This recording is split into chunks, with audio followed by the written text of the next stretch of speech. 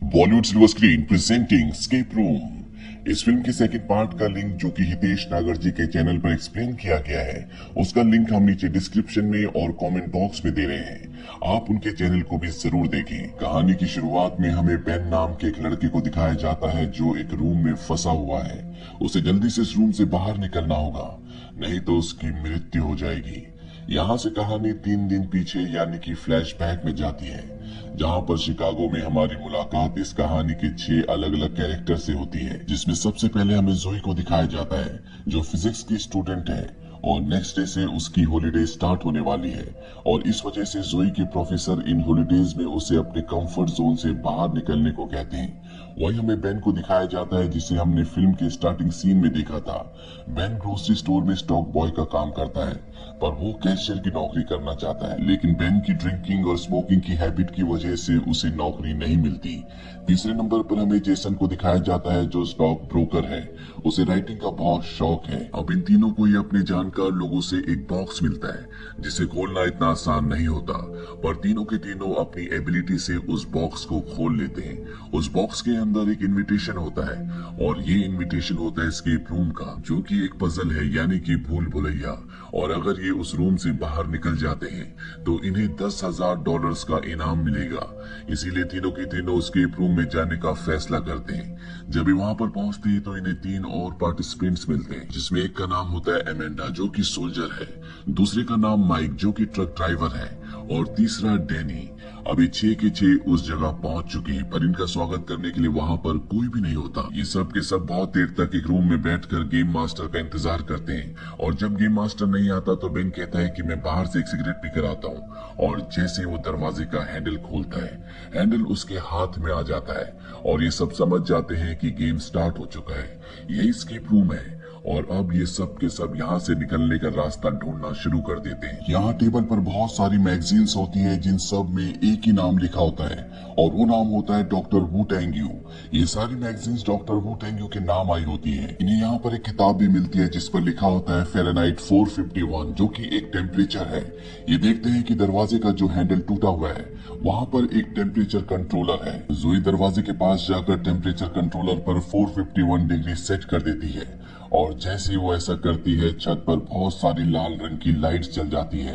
दरअसल ये heating coils हैं जिनसे रूम का टेम्परेचर बढ़ना शुरू हो जाता है। जैसे जैसे यहाँ पर ये चीजों को छेड़ते हैं वैसे वैसे यहाँ पर अलग अलग जगहों पर कॉइल चलना शुरू हो जाती है, जिससे रूम का टेम्परेचर बहुत ज्यादा बढ़ जाता है और अभी सब के सब घबराना शुरू हो जाते हैं। तभी जोई देखती है कि दीवार पर एक नेम प्लेट होती है जिसमें लिखा होता है कि डॉक्टर वू टैंग यू हमेशा कहते हैं कि टेबल पर कोस्टर्स का इस्तेमाल करें। दरअसल कोस्टर्स को गिलास के नीचे रखा जाता है और जब जोई टेबल पर जाती है तो वहां पर कोस्टर्स होते हैं और वो जब एक कोस्टर को दबाती है तभी एक दरवाजा खुलता है। ये एक डक्ट का रास्ता होता है। इसके बाद ये 6 के 6 कोस्टर्स को दबाते हैं और वहां पर डक्ट का रास्ता खुल जाता है, लेकिन ये सब के सब बाहर नहीं जा सकते क्योंकि इन्हें इन कोस्टर्स को दबा कर रखना होगा। इसीलिए जोई यहाँ पर पानी का एक गिलास रख देती है और इसके बाद ये 6 के 6 कोस्टर्स पर पानी के गिलास रख देते हैं जिससे डक्ट खुल जाता है और जैसे ये डक्ट के दूसरी तरफ पहुंचते हैं तो एक धमाका होता है और इस तरह से इनकी जान बच जाती है। अब ये 6 के 6 एक दूसरे रूम में पहुंच जाते हैं। ये भी अंदर से लॉक होता है और इसका जो लॉक होता है उसके लिए इन्हें एक पासवर्ड चाहिए जो कि 7 अल्फाबेट का होगा। यहाँ पर दीवार पर एक जगह लिखा होता है you will go down in history. तभी बेन को याद आता है कि वो एक दिन अपने दोस्तों के साथ कार में इसी गाने को गा रहा था और इस गाने में एक नाम आता है जो होता है रुडोल्फ। और जब ये लॉक पर RUDOLPH रुडोल्फ लिखते हैं तो दरवाजा यानी कि लॉक खुल जाता है। ये सब के सब कमरे से बाहर आ जाते हैं और यहाँ पर चारों तरफ बर्फ होती है। यहाँ का मौसम बहुत ज्यादा ठंडा होता है। इन्हें यहाँ से दूर पहाड़ भी दिख रहे होते हैं और डैनी जब आगे जाता है तो देखता है कि ये सब एक इल्यूजन है। दरअसल ये एक 3D इमेज होती है। सामने एक स्क्रीन होती है और जैसे वो स्क्रीन पर हाथ लगाता है नीचे से एक डक्ट खुलता है जिससे बहुत ठंडी हवा अंदर आना शुरू हो जाती है और जल्दी अगर ये इस रूम रूम से बाहर नहीं निकले तो ये सब के सब यहाँ पर जम जाएंगे। इन्हें यहाँ पर दरवाजा मिल जाता है, लेकिन दरवाजा खोलने के लिए इन्हें चाबी को ढूंढना होगा। और जब भी चाबी ढूंढते हैं तो सबसे पहले इन्हें एक जैकेट मिलता है। ये समझ जाते हैं कि 6 लोगों के लिए यहाँ पर एक गर्म जैकेट क्यों रखा है, क्योंकि ये आपस में इन सबको लड़वाना चाहते हैं। पर ये फैसला करते हैं कि ये जैकेट को एक एक करके पहनेंगे। सबसे पहले जैकेट जोई को दी जाती है। यहाँ पर इन्हें एक फिशिंग रॉड भी मिलती है, और जब ये उस फिशिंग रॉड की तार को पानी के गड्ढे में डालते हैं तो वो बहुत गहराई तक जाती है, जिससे इन्हें पता चलता है कि पानी नीचे बहुत गहरा है और उसका बहाव भी बहुत तेज है। उस तार पर कुछ भी नहीं अटकता। वहीं जोई को दिखाया जाता है जो उस कंपस उसे यहाँ पर मिला था, वो एक बर्फीले भालू तक पहुंच जाती है जो पूरी तरह से जमा होता है। और जब वो उसके मुंह के अंदर हाथ डालती है तो उसे एक मैग्नेट मिलता है। वो मैग्नेट लेकर अपने 5 साथियों के पास पहुंचती है, और इसके बाद वो फिशिंग रॉड की तार पर मैग्नेट लगाकर पानी के अंदर डालते हैं। और तभी इन्हें एहसास होता है कि मैग्नेट पर कुछ चिपक गया है। और जब ये उसे ऊपर खींचते हैं तो देखते हैं कि लोहे की सलाखों के बीच में एक आइस का क्यूब है, जिस आइस क्यूब के अंदर चाबी है। और अब इन्हें चाबी निकालने के लिए इस आइस क्यूब को तोड़ना होगा। ये बहुत कोशिश भी करते हैं, लेकिन आइस क्यूब को तोड़ नहीं पाते। बेन के पास लाइटर होता है। डैनी उसके पास लाइटर लेने के लिए जाता है, और तभी बर्फ टूटने से वो पानी के अंदर गिर जाता है। पानी का बहाव तेज होता है, इसीलिए वो बर्फीले ठंडे पानी में बह जाता है, जिससे डैनी की मृत्यु हो जाती है। ये सब के सब घबरा जाते हैं, क्योंकि डैनी के साथ लाइटर भी बह गया है, और अगर इन्होंने चाबी को नहीं निकाला, दरवाजा नहीं खोला, तो कुछ ही घंटों में इन सब की मृत्यु हो जाएगी। ये अपने शरीर की गर्मी से बर्फ को पिघलाना शुरू कर देते हैं, और कई घंटों तक ऐसा करने से चाबी को निकाल लेते हैं। ये चाबी को दरवाजे के लॉक पर लगाते हैं, लेकिन दरवाजा नहीं खुलता, क्योंकि ये दरवाजा होता ही नहीं। दरवाजा पीछे होता है, पीछे का दरवाजा खुल गया होता है। और अब ये सब के सब दरवाजे की तरफ भागना शुरू करते हैं। यहाँ पर बर्फ टूटना शुरू हो जाती है, और इससे पहले कि पानी के अंदर गिरते, ये सब के सब अब चौथे रूम में पहुंच जाते हैं। ये एक बॉल रूम होता है जहाँ पर हर एक चीज उल्टी होती है। सारा सामान उल्टा रखा होता है, यानी कि छत नीचे होती है और फर्श ऊपर होता है। तभी इन्हें यहाँ पर एक दरवाजा दिखता है जिसका हैंडल नहीं होता। ये समझ जाते हैं कि अगर इन्हें इस चौथे रूम से बाहर निकलना है तो इन्हें दरवाजे का हैंडल ढूंढना होगा। ये देखते हैं कि ऊपर एक पूल टेबल होता है जिसमें 8 नंबर की बॉल नहीं होती, और यहाँ पर इस कमरे का जो नाम होता है वो होता है द 8 बॉल पूल रूम, यानी कि इन्हें 8 नंबर की बॉल को ढूंढना होगा। अमेंडा जो कि एक सोल्जर है वो ऊपर चढ़ जाती है। वहाँ पर उसे एक तिजोरी मिलती है जिसे खोलने के लिए इन्हें 4 अक्षरों का पासवर्ड चाहिए। वही नीचे दिखाया जाता है जहाँ पर फ्लोर एक एक करके खिसक रहा होता है और नीचे बहुत गहराई होती है। वही जोई देखती है कि दीवार पर एक पजल है। वो उस पजल को सुलझा देती है, जिससे उसे उस तिजोरी का कोड मिल जाता है। अमेंडा तिजोरी को खोलती है और उसके अंदर से 8 नंबर की बॉल को निकाल लेती है। दरअसल यही दरवाजे का हैंडल होता है, लेकिन अब उसे दूसरी तरफ जाना होगा जहाँ पर उसके चारों साथी है। वो पूल टेबल पर लटक कर दूसरी तरफ जाने की कोशिश करती है, पर तभी उसकी जेब से 8 नंबर की बॉल गिर जाती है। वो बॉल को उठाने के लिए नीचे कूदती है और जल्दी से बॉल को उठाकर जेसन को दे देती है, और तभी नीचे से फ्लोर खिसक जाता है। वो एक टेलीफोन की तार को पकड़कर लटक जाती है, और उसके नीचे बहुत गहराई होती है और वहां से निकलने का उसके पास कोई रास्ता नहीं है। अमेंडा की नीचे गिरने से मृत्यु हो जाती है। इसके बाद बचे हुए चारों लोग दरवाजे को खोलकर इस रूम से भी निकल जाते हैं और पहुंच जाते हैं अगले रूम में, जो कि एक हॉस्पिटल की तरह होता है। यहाँ पर हॉस्पिटल के 6 बेड होते हैं और इन 6 बेड्स के ऊपर एक एक फाइल होती है, और ये फाइल इन्हीं 6 लोगों की होती है जो इस टास्क के लिए चुने गए थे, जिनमें से अब 4 बचे हैं।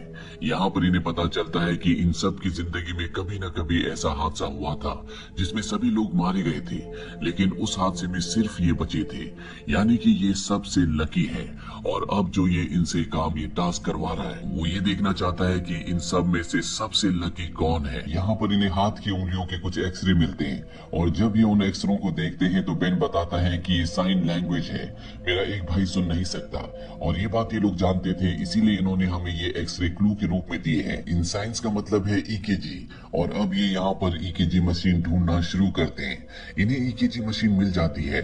साथ ही यहाँ पर ये देखते हैं कि रिवर्स टाइमिंग चल रही होती है जो 3 मिनट की होती है, और अगले 3 मिनट में यहाँ पर जहरीली गैस फैलना शुरू हो जाएगी। जोई को दिखाया जाता है जो यहाँ पर सभी कैमरास को तोड़ना शुरू कर देती है, क्योंकि उसका मानना अब ये है कि अगर वो दूसरों के हिसाब से चलेंगे तो कभी भी यहाँ से बाहर नहीं निकल पाएंगे, उन सब की मौत हो जाएगी। वही जेसन को दिखाया जाता है जो माइक और और बेन को कहता है कि अगर हम इस ईकेजी मशीन को अपने हार्ट से कनेक्ट करें और सही हार्ट रेट आ जाए तो दरवाजा खुल जाएगा। वो सबसे पहले बेन पर ट्राई करता है लेकिन दरवाजा नहीं खुलता। इसके बाद वो माइक पर ट्राई करता है और तभी यहाँ पर चल रही रेडियो से आवाज आती है टेस्टिंग योर लिमिट्स, यानी कि अपनी लिमिट्स को चैलेंज करो, टेस्ट करो। और वो समझ जाता है कि हमें हार्ट रेट को बढ़ाना होगा, इसीलिए वो माइक को कन्विंस कर लेता है कि वो उसे इलेक्ट्रिक शॉक देगा ताकि उसका हार्ट रेट बढ़ जाए। और जब वो उसे इलेक्ट्रिक शॉक देता है तो उसका हार्ट रेट बहुत ज्यादा बढ़ जाता है, जिससे दरवाजा तो नहीं खुलता लेकिन उसकी मौत हो जाती है। और अब ये यहाँ पर 3 बचे हैं। जेसन को समझ में आ जाता है कि उसे हार्ट रेट को बढ़ाना नहीं है बल्कि कम करना है, इसीलिए ईकेजी मशीन को अपने हार्ट से कनेक्ट करता है। यहाँ पर अब जहरीली गैस भी निकलना शुरू हो जाती है। जेसन अपने दिमाग को पूरी तरह से शांत कर देता है और धीरे धीरे उसका हार्ट रेट कम होना शुरू हो जाता है और कुछ ही देर बाद दरवाजा खुल जाता है। बेन और जेसन दरवाजे से दूसरी तरफ निकल जाते हैं लेकिन जोई उनके साथ नहीं जाती, क्योंकि वो समझ चुकी है कि अगर वो उन लोगों के रूल से चलेगी जो इस पूरी गेम को कंट्रोल कर रहे हैं तो वो कभी भी यहाँ से बाहर नहीं निकल सकती। पर इन दोनों के निकलने के बाद जोई भी यहाँ पर बेहोश हो जाती है और ये दोनों दूसरे रूम में पहुंच जाते हैं, जहाँ पर बेन जेसन को कहता है कि तुमने अपनी जान बचाने के लिए माइक को मार दिया था।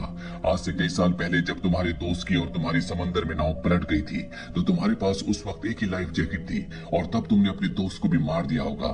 जेसन इस बात को एक्सेप्ट कर लेता है, पर अब इन्हें यहाँ से बाहर निकलना होगा। तभी इन्हें यहाँ पर एक गोल हैंडल दिखता है जिसे घुमाने लगते हैं और उसको घुमाने से एक ढक्कन खुल जाता है। ये देखते हैं कि इन दोनों के हाथ में कोई लिक्विड लग गया है।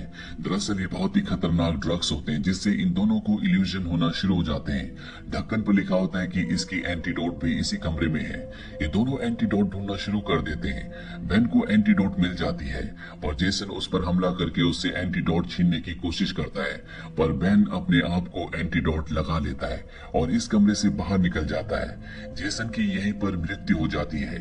वहीं जोई को दिखाया जाता है जो हॉस्पिटल रूम में होती है। वहां पर उस रूम को ठीक करने के लिए 2 आदमी मास्क पहन कर आते हैं, पर जोई वहां पर जिंदा होती है क्योंकि उसने ऑक्सीजन मास्क पहन लिया था और वो उन दोनों पर हमला कर देती है। वहीं बेन अब एक दूसरे कमरे में पहुंचता है जहां पर दरवाजे पर उसे 4 डिजिट का कोड डालना होगा, लेकिन उसे कुछ भी समझ में नहीं आ रहा होता। और ये वही वक्त होता है जो हमें इस कहानी की शुरुआत में दिखाया गया था, जहाँ से कहानी फ्लैशबैक में गई थी। यहाँ पर उसे एक किताब मिलती है जिस पर एक कोड लिखा होता है जिसके हिसाब से यहाँ पर एक घड़ी होनी चाहिए, पर इस कमरे में कोई घड़ी नहीं होती। तभी वो देखता है कि वहाँ पर कुछ तस्वीरें होती है जो घड़ी की सुई की तरह इशारा कर रही होती है, जिससे उसे कोड पता चल जाता है और वो दरवाजे पर कोड डालकर यहाँ से बाहर निकल जाता है। और अब उसके सामने गेम मास्टर आता है।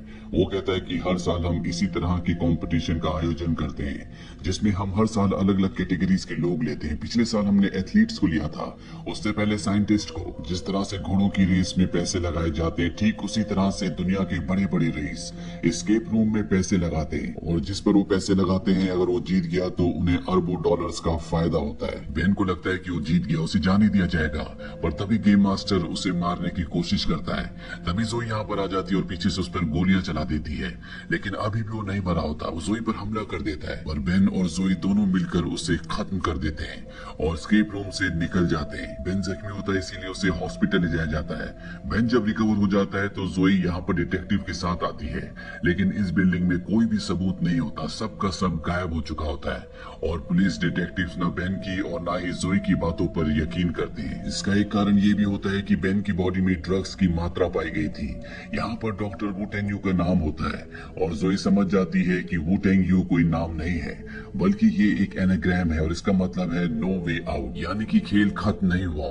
6 महीने बाद जोई बेन से मिलने जाती है और उसे न्यूज़पेपर की कटिंग दिखाती है जिसमें उनके चारों साथियों की मौत की खबरें होती है जो पूरी तरह से झूठ होती है। जोई बेन को बताती है कि अगला गेम मैनहट्टन में एक बिल्डिंग में होने वाला है जिसके बारे में मुझे पता है और मेरे पास हम दोनों की फ्लाइट के टिकट्स हैं। वही मैनहट्टन में दिखाया जाता है जहाँ पर अगले एस्केप रूम की तैयारी चल रही होती है। वहाँ पर नए प्लेयर्स के लिए अलग अलग टास्क बनाए जा रहे होते हैं और साथ ही इनके पास बेन और जोई की इंफॉर्मेशन भी होती है कि वो कौन सी फ्लाइट से मैनहट्टन आने वाले हैं। इसी के साथ ये कहानी, ये फिल्म यहीं पर खत्म हो जाती है। ये फिल्म ईयर 2019 में रिलीज हुई थी। IMDb पर इसकी रेटिंग है 6.4। इस फिल्म का बजट था $9 मिलियन और बॉक्स ऑफिस पर इसने कमाई की थी $155.7 मिलियन की। उम्मीद करते हैं कि ये कहानी आपको पसंद आई होगी।